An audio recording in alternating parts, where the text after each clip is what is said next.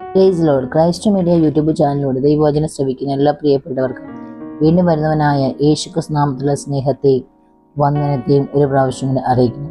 ഇന്നത്തെ ചിന്തയ്ക്ക് ആധാരമായി എടുത്തിരിക്കുന്ന വേദഭാഗം യെശയ്യാപ്രവാചന പുസ്തകം 42 അധ്യായം അതിൻ്റെ 3 വാക്ക് ഇങ്ങനെ പറയുന്നു: ചതഞ്ഞ ഓട യേശു ഓടിച്ച് കളയുകയില്ല, പുകയുന്ന തിരിയെ കെടുത്തി കളയുകയില്ല. സ്തോത്രം. ഇവിടെ പറയുകയാണ്, ഓട എന്ന് പറഞ്ഞ ഞാങ്ങണയാണ്, ഒരു തണ്ട് ഞാങ്ങണ എന്ന ചെറിയ വസ്തു. അത് ഒടിഞ്ഞോ ചതഞ്ഞോ പോയി കഴിഞ്ഞാൽ എന്ത് ചെയ്യും? മിക്ക ആളുകളും അതെടുത്ത് വലിച്ചെറിഞ്ഞു കളയും. എന്നാൽ ഇവിടെ പറയുന്ന യേശു എന്ത് ചെയ്യും? അങ്ങനെ ചെയ്യുകയില്ല. കത്തിക്കൊണ്ടിരുന്ന ഒരു തിരി അത് മങ്ങി കത്തിക്കൊണ്ടിരിക്കുകയാണെങ്കിൽ എന്ത് ചെയ്യുക? ആ തിരിയെ യേശു എന്ത് ചെയ്യുക? ഊതി കത്തിക്കും. അല്ലെങ്കിൽ എന്നാൽ എന്ത് ചെയ്യുക? മറ്റുള്ളവരെ പോലെ എന്ത് ചെയ്യുക? അതിനെ ഊതിക്കെടുത്തുകയല്ല, അത് ഊതി കത്തിക്കും. ഹല്ലേലൂയ. പുകയുന്ന തിരിയെ ദൈവം എന്ത് ചെയ്യും? കെടുത്തി കളയത്തില്ല. ഹല്ലേലൂയ. പുകയുന്ന തിരിയെ ദൈവം എന്ത് ചെയ്തു? ഊതി കത്തിക്കും. നിങ്ങളുടെ ചതഞ്ഞ ഓട പോലെയാണെങ്കിൽ, നിങ്ങൾ ബലഹീനം, ജീവിതത്തിൽ നിങ്ങൾ തകർക്കപ്പെട്ട വ്യക്തിയാണെങ്കിൽ യേശു എന്ത് ചെയ്യും? നിങ്ങൾക്ക് വേണ്ടി കരുതും. നിങ്ങൾ ചതഞ്ഞ ഓട പോലെയോ മങ്ങിക്കത്തുന്ന വെട്ടമില്ലാതെ, ജീവിതത്തിൽ പ്രത്യാശയില്ലാതെ നിങ്ങൾ അണയാൻ പോകുന്ന ഒരു തിരി പോലെ ആണെങ്കിൽ പോലും ദൈവം എന്ത് ചെയ്യും?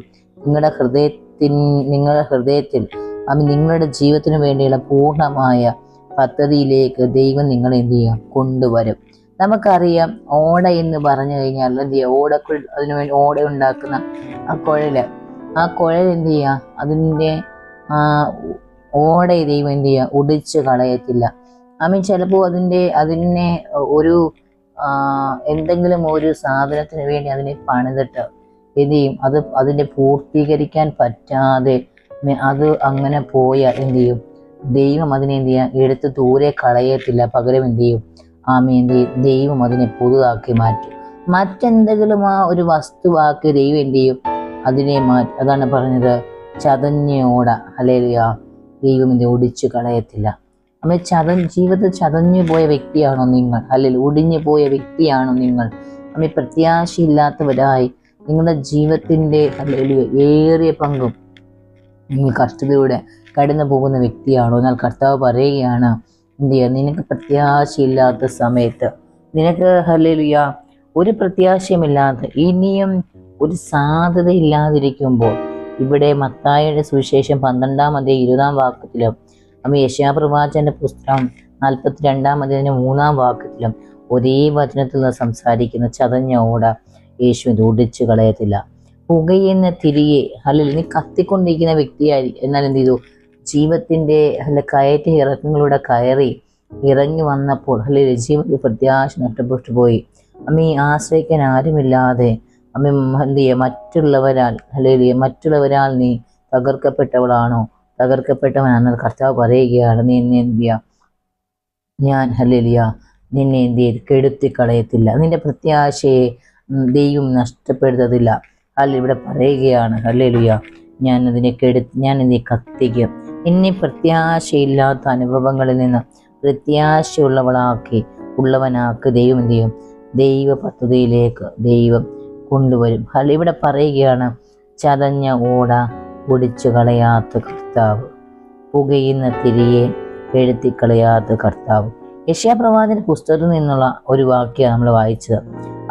യേശുക്രിസ്തുവിന്റെ ദൗത്യവും സ്വഭാവമാണ് ഈ 42 അധ്യായം വിവരിക്കുന്നത്. മശിഹായെ കുറിച്ചുള്ള വിവരണം ഇവിടെ പറയുകയാണ്. ഞാങ്ങണ അവൻ ഒടിക്കത്തില്ല, പുകയുന്ന തിരി അവൻ കെടുത്തത്തില്ല, വിശ്വസ്തതയിൽ നിന്ന് നീതി പുറപ്പെടുമെന്ന്.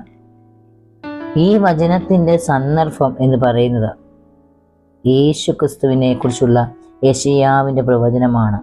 അവൻ കർത്താവിന് ദാസനാകുമെന്നും മശിഹ സൗമ്യനും അനുകമ്പയുള്ളവനായിരിക്കുമെന്നും ദുർബലന്മാർക്കും ബുദ്ധിമുട്ട് അനുഭവിക്കുന്നവർക്കും ദൈവം എന്ത് ചെയ്യുക? പ്രത്യാശയും നീതിയും നൽകും.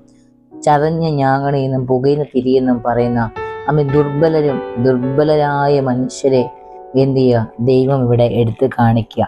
ദൈവത്തിന്റെ സൗമ്യതയും അനുകമ്പയും മനുഷ്യനോടുള്ള ദൈവത്തിന്റെ കരുതലും, അവരുടെ കഷ്ടതയിൽ അവരോടുള്ള ദൈവത്തിന്റെ സ്നേഹവും കരുതലുമാണ് ഈ വചനത്തിൽ നമുക്ക് കാണുവാൻ കഴിയുന്നത്. പ്രിയരെ, നമ്മുടെ ജീവിതത്തിൽ അല്ലെങ്കിൽ ഏതെങ്കിലും ഒക്കെ അവസ്ഥ കടന്നു പോകുമ്പോൾ നമ്മുടെ പ്രത്യാശ നഷ്ടപ്പെട്ടു പോകും. കുടുംബ ജീവിതം നോക്കിയാലും, തലമുറകളുടെ വിഷയങ്ങൾ നാം നോക്കിയാലും, നമ്മൾ ആയിക ചുറ്റുപാട് ജോലി മേഖലക്ക് നാം നോക്കിയാലും, നമ്മെ ഒതുക്കി കളയുവാനും, നമ്മുടെ പ്രത്യാശ നഷ്ടപ്പെടുത്തി കളയുവാനും, നാം ഒരു കഷ്ടങ്ങൾ നാം മുന്നേറി വരുമ്പോൾ മറ്റൊരു കഷ്ടം നമ്മുടെ ജീവിതത്തിലേക്ക് കടന്നു വന്ന് നമ്മൾ എന്ത് ചെയ്യും? നമ്മുടെ പ്രത്യാശ നഷ്ടപ്പെട്ടു പോയി. നമ്മുടെ ഉള്ളിലെ പ്രത്യാശയും നമ്മുടെ ഉള്ളിലുള്ള പ്രത്യാശ നഷ്ടപ്പെട്ടു പോയി. പ്രത്യാശയില്ലാത്തവരെ പോലെ നിങ്ങൾ ആയിരിക്കുന്നെങ്കിൽ കർത്താവ് എന്ത് ചെയ്യത്തില്ല? നിങ്ങളെ ഒടിച്ച് ദൈവം കളയത്തില്ല, നിങ്ങളെ നശിപ്പിച്ച് കളയത്തില്ല. പാപത്തിന്റെ ഏതെങ്കിലും മേഖലകളിൽ നിങ്ങൾ പെട്ടുപോയി, നിങ്ങൾ പാപം ചെയ്ത് ഇനി ദൈവം എന്നെ സ്നേഹിക്കുമോ? ദൈവത്തിന് ഇനി എന്നോട് സ്നേഹമുണ്ടാകുമോ? ദൈവം എന്നോട് ഇനി ക്ഷമിക്കുമോ എന്നൊക്കെ ചിന്തിച്ചുകൊണ്ട് ആരെങ്കിലും ഈ ദൈവവചനം ശ്രദ്ധിക്കുന്നെങ്കിൽ, പ്രിയപ്പെട്ടവരെ, കർത്താവ് പറയുകയാണ്, ഞാൻ ഓടെ ഒടിച്ച് കളയും, ഞാൻ പുകയുന്ന തിരികെ എടുത്തതില്ല. ഹാലിവിടെ പറയുകയാണ്, നിങ്ങൾക്ക് മടങ്ങി വരാൻ മനസ്സുണ്ടോ? നിങ്ങൾക്ക് ഞാൻ നിങ്ങളെ എന്ത് ചെയ്യത്തില്ല? ഞാൻ നിങ്ങളോട് ക്ഷമിക്കാതിരിക്കത്തില്ല. ഞാൻ നിങ്ങളോട് ക്ഷമിക്കും, കാരണം ഞാൻ കരുണയുള്ള ദൈവമാണ്. നിങ്ങളുടെ ഹൃദയങ്ങളെ ദൈവത്തിന് സ്നേഹം കൊടുക്കാൻ കഴിയുമോ? ദൈവത്തിന്റെ വിശ്വസ്തയാണ് നമ്മളുള്ള ദൈവത്തിന്റെ ക്ഷമ എന്ന് പറഞ്ഞാൽ. ദൈവം ക്ഷമിക്കുന്ന ദൈവമാണ്. ദൈവം കഷ്ടത്തിനമ്മയെ അകറ്റിവിടുന്ന ദൈവമല്ല. എന്നാല് ചതഞ്ഞോടെ ഒടിക്കാതിരിക്കണമെങ്കിൽ, പുകയുന്ന തിരികെ കെടുത്തി കളയാതിരിക്കണമെങ്കിൽ നമ്മൾ ദൈവത്തിന്റെ സന്നിധിയിലായിരിക്കണം. ഈ വചനങ്ങളാൽ കർത്താവ് നിങ്ങളെ ഒന്ന് സഹായിക്കട്ടെ. ആമേൻ.